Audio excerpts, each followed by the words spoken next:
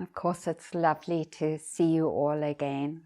Isn't it a pleasure, just like sitting in front of the screen, and then there's like all these faces and people that you've known, and then of course new faces that it's so lovely to connect with. But so anyway, such a pleasure to be sitting in front of you and seeing you, the blessing of being able to see. And so welcome, welcome, welcome to this this almost full day of practice together. Maybe in a way that's perfect. It's not like such a huge commitment that you'd be like, no, that feels like too much for me right now. But it's not so little that we feel like it's nothing. So maybe for today, it's just the perfect amount of time to come together and connect with each other and hear each other and reflect back to each other what is lovely about ourselves. And that is one of the most important refuges that the Buddha talked about, that capacity that happens, and not even intentionally, but because we're practicing together. And we have practiced together, many of us already. It's not loud enough. Then we have already this existing relationship of probably having some of the most intimate experiences that we can have, maybe apart from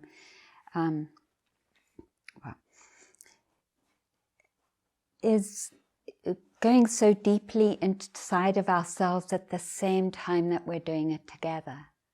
And that feels a very particular kind of intimacy that we create together. This I know, in a way, I know how you are because I know how I am. And not that there aren't a wide spectrum and diversity of experiences also, but something that the Buddha really channeled from his immense wisdom is that there are certain experiences that we share together. And one he named particularly is our experience of suffering. Is it loud enough? I see some people holding their ears. Yes, it is loud enough. Okay. So this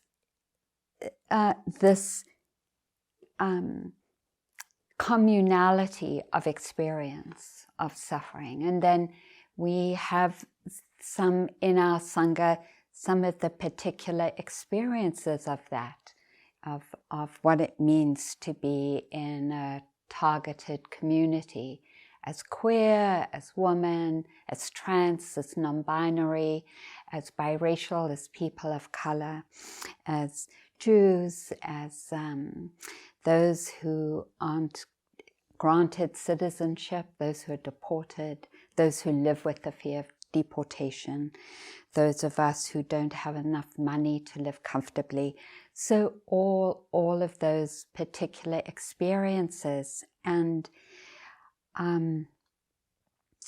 what I love about our community is that we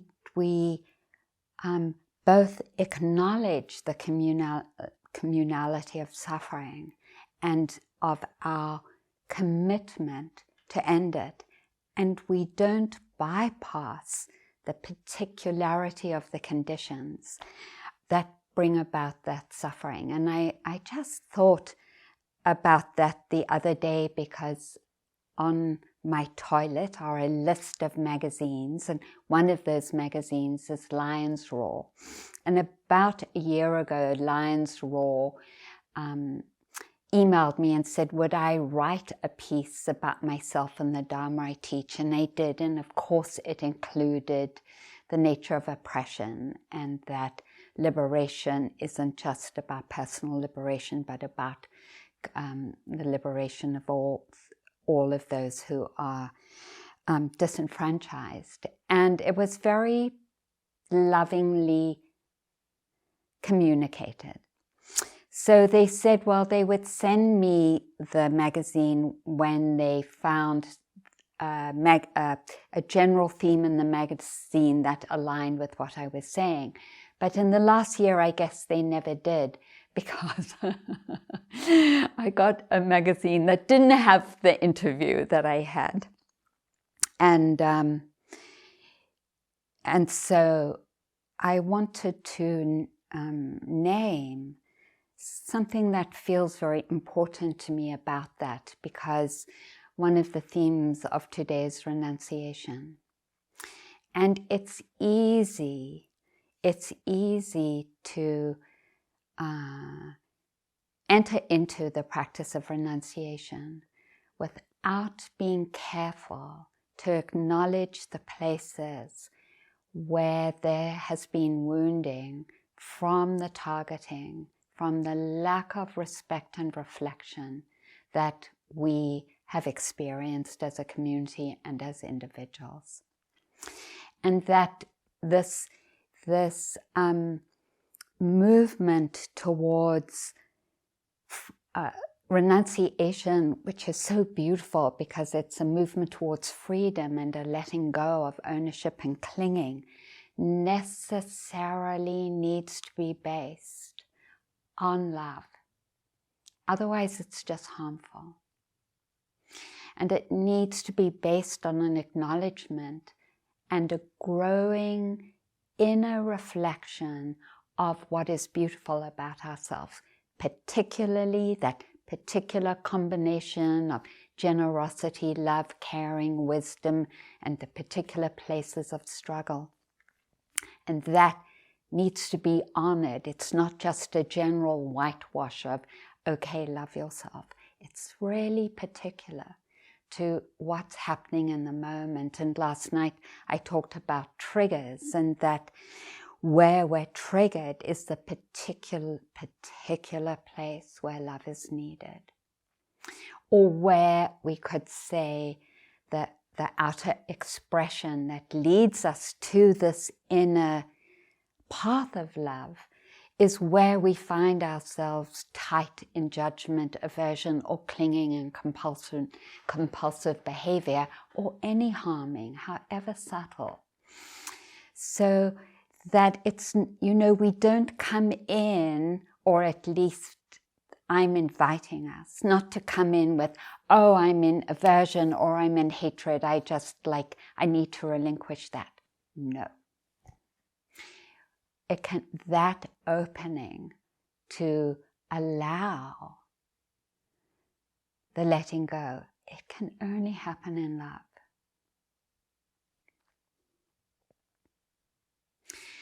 And we say, or I say, it's one of my mantras when we begin metta, if you were to search the whole wide world, you would find no one more deserving of love than yourself.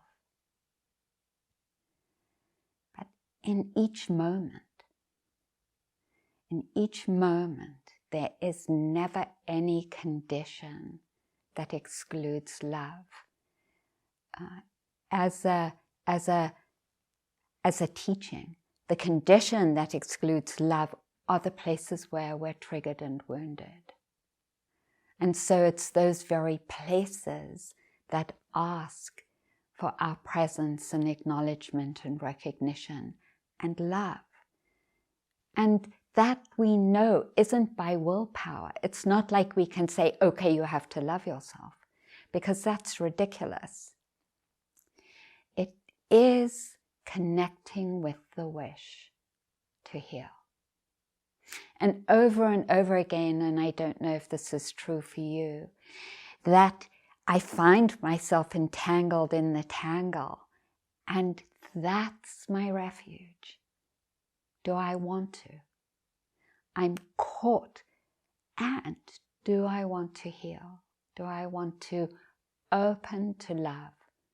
Am I willing to find the gateway to that love. Not that that's immediate. Again, just to say it, it isn't. And that's where patience comes in. And that's why I began with patience. And because of the law of karma, we can have great faith that the conditions for renunciation and the letting go of the core defenses that shut us down to freedom and love, clinging and hatred and confusion, that those are subject to the healing of intention.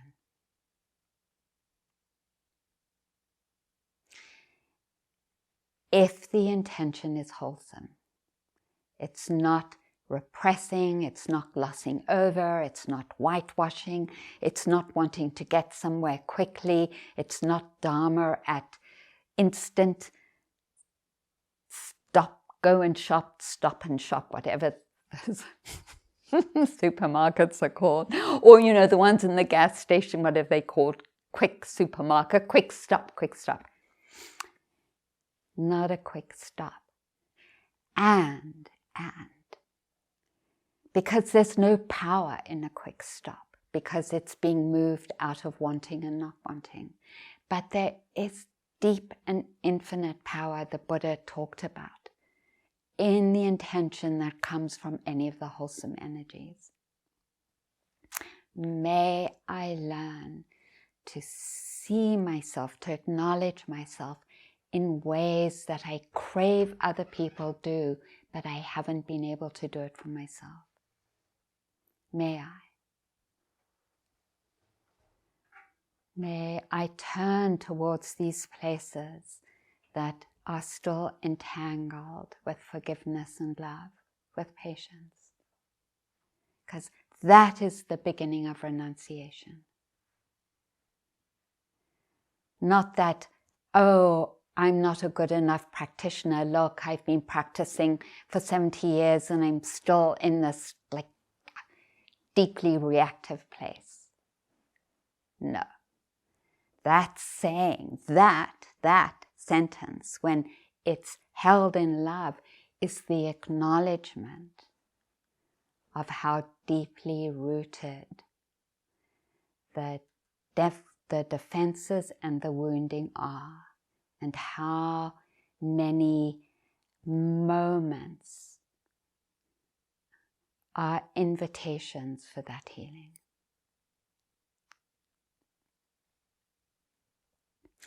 So this renunciation is the combination of the willingness to channel and open to the understanding that there is never ever a moment where we are not deserving of love.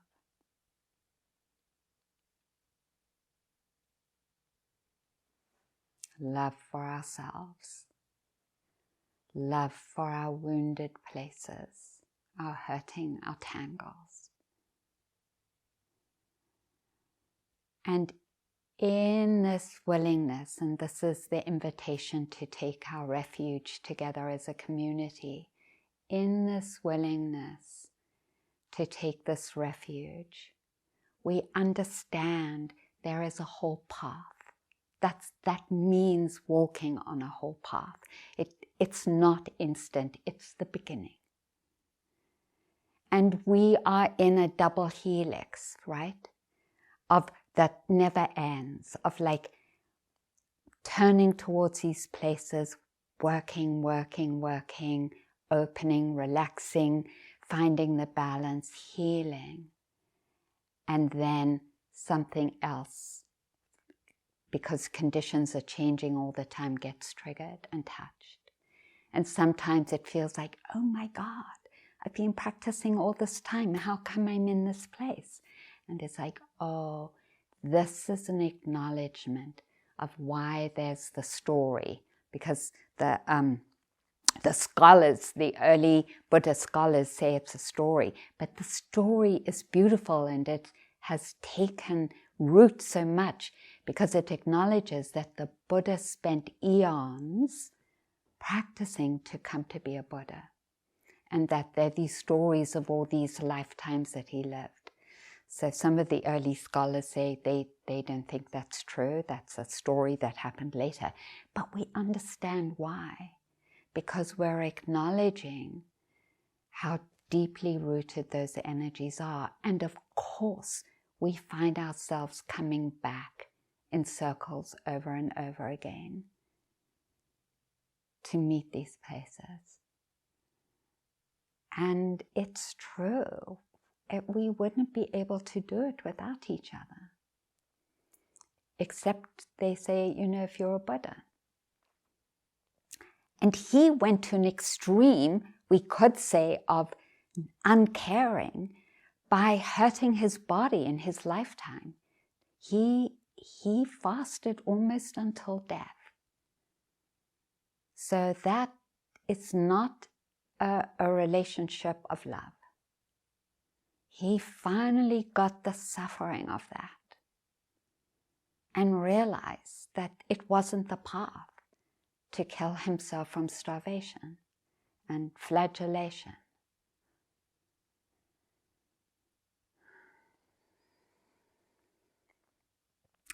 There's something very beautiful and important in reflecting as a community together. This is the invitation for all of us. Wherever we are and however we're feeling today, this is the invitation.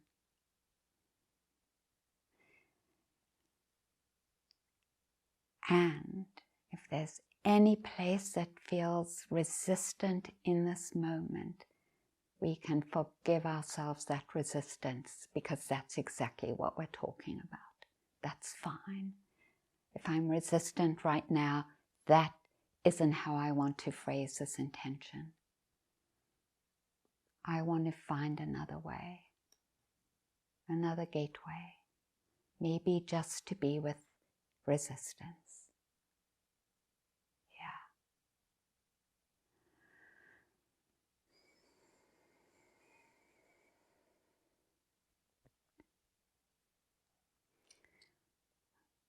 So that's a slightly different version of taking the 3 refuges.